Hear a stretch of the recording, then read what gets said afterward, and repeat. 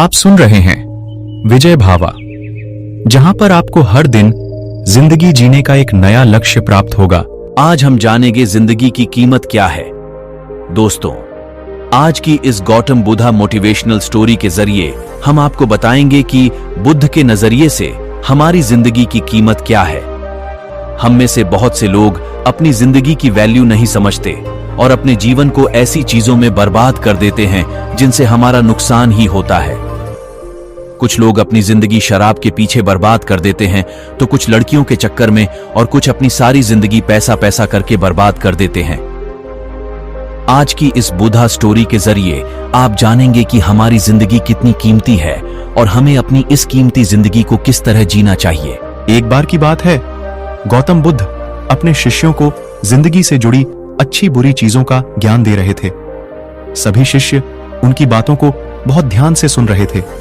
उन सभी में एक शिष्य ऐसा था जिसे प्रश्न पूछने की बहुत आदत थी। वो उठकर गौतम बुद्ध के पास गया और उनसे बोला, आप हमें जिंदगी के बारे में जो कुछ सिखा रहे हैं उस सब का क्या फायदा, क्योंकि हम में से बहुत से बच्चों को यह भी नहीं पता कि हमारे जीवन का मूल्य क्या है और ये जीवन हमारे लिए कितना कीमती है।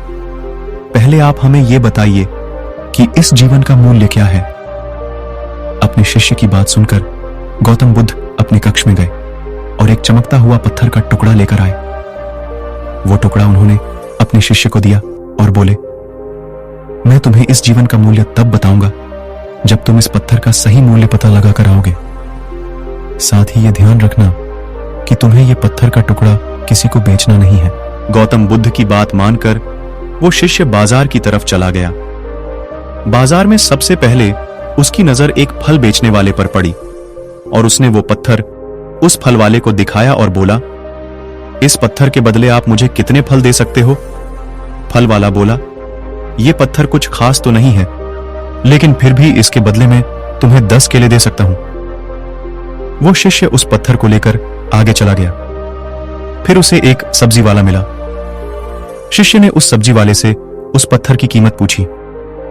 सब्जी वाले ने उस पत्थर को ध्यान से देखा और बोला, इस पत्थर की कीमत के बदले में तुम्हें ज्यादा से ज्यादा एक बोरी भरकर सब्जियां दे सकता हूं। इसके बाद वो शिष्य उस पत्थर को लेकर एक सोने के व्यापारी के पास गया। उस पत्थर की टुकड़े की चमक देखते ही उस सुनार ने उसकी कीमत 100 सोने के सिक्के लगाई। शिष्य ने वो टुकड़ा बेचने से मना किया तो वो सुनार उसके बदले 200 सोने के सिक्के देने को भी राजी हो गया, लेकिन शिष्य ने वो पत्थर नहीं बेचा। इसके बाद वो शिष्य एक हीरों के व्यापारी के पास गया और उनके सामने उसने वो पत्थर के टुकड़े को रख दिया। उस पत्थर को देखते ही हीरों के व्यापारी ने एक साफ कपड़ा बिछाया, उस पत्थर को उसके ऊपर रखा, फिर उसकी परिक्रमा की और हाथ जोड़कर उस पत्थर को कपड़े में लपेटते हुए वो बोला, तुम जिसे मामूली पत्थर समझकर उसकी कीमत पूछ रहे हो, असल में ये एक बेशकीमती रूबी है। ऐसा रूबी हर किसी को नहीं मिलता। मैं अगर अपना सब कुछ बेच भी दूं तो भी इसकी कीमत नहीं चुका सकता। उस व्यापारी की बातें सुनकर वो शिष्य हैरान हो गया। वो दौड़ा दौड़ा सीधा बुद्ध के पास आया और उन्हें उसने जो कुछ भी बाजार में हुआ वो सब बताया। उसकी अचरज भरी बातें सुनकर गौतम बुद्ध बोले, तुम्हारे सवाल का जवाब इस रूबी की कीमत में ही छिपा है।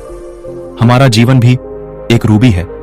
रूबी की तरह यह भी बेशकीमती है, लेकिन हम इस बात को हमेशा नजरअंदाज करते हैं और अपने जीवन का मूल्य नहीं समझते।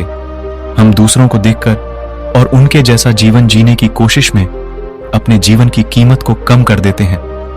हम ये सोचते हैं कि हमारी जिंदगी की कीमत वही है जो दूसरे हमें बताते हैं, लेकिन ये बात हमेशा ध्यान रखना कि सामने वाला अपनी हैसियत, बुद्धि और अपनी समझ के हिसाब से तुम्हारी कीमत लगाता है। अगर आपको वीडियो पसंद आया हो तो वीडियो को लाइक करें और चैनल को सब्सक्राइब जरूर करें।